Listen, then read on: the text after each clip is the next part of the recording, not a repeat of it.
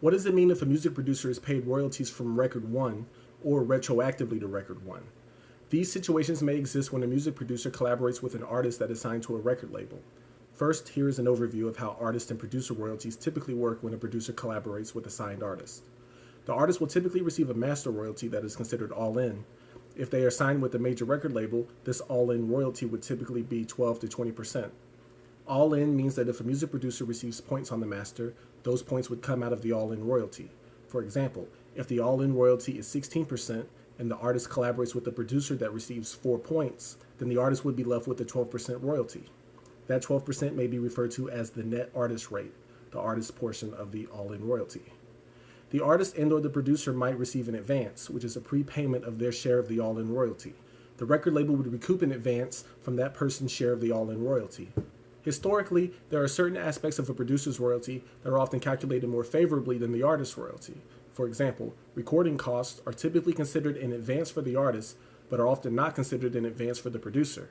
The artist would not receive their portion of the all-in royalty until their portion had earned enough to pay back the recording cost and any other advances they may have received. After that occurred, the artist would be said to be fully recouped, and they would receive a portion of the revenue generated after they became fully recouped. The producer would not receive their portion of the all-in royalty until their portion had earned enough to pay back any advances they may have received. However, recording costs would not really be considered in advance for them. Assuming the producer received no advances, then if they were paid from record one, they would receive their portion of the all-in royalty, even if the recording costs haven't been fully recouped.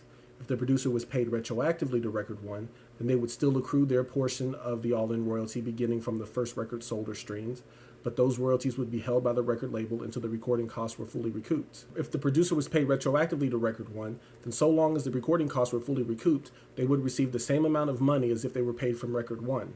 In the retroactive case, recoupment of the recording cost might delay when the producer would receive their share of the all-in royalty, but it would not reduce the total amount of their royalty in the way that it would for the artist. So because of that, the recording cost would not really be in advance for the producer, even though recoupment is involved.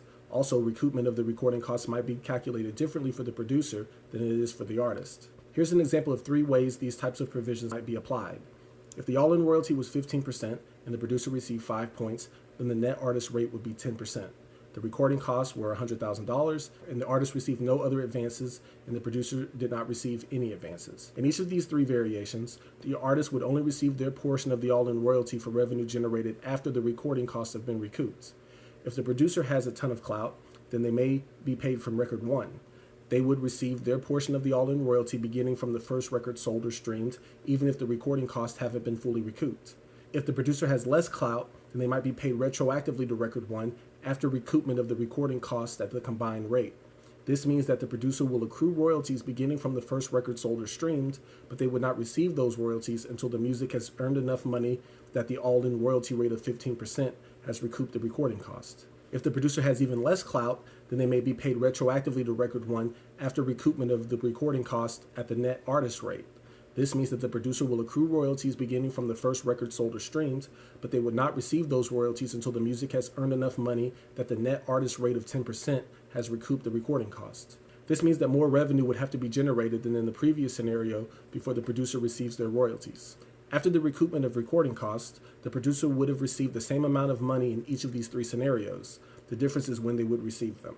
Would they receive them prior to the recoupment of the recording cost, or after the recoupment of the recording cost at the 15% all-in royalty rate, or after the recoupment of the recording cost at the slower 10% net artist rate? If the producer received an advance, then that would typically also be deducted from their share of future royalties, though in some cases a producer may have a portion of their advance made exempt from recoupment, in which case that portion would not be deducted from their future royalties. I read multiple sources to figure out how Record One royalties worked, but I'd like to give some credit to a particularly helpful article I read, which seemed to be an excerpt from a 1997 edition of Donald Passman's book, All You Need to Know About the Music Business.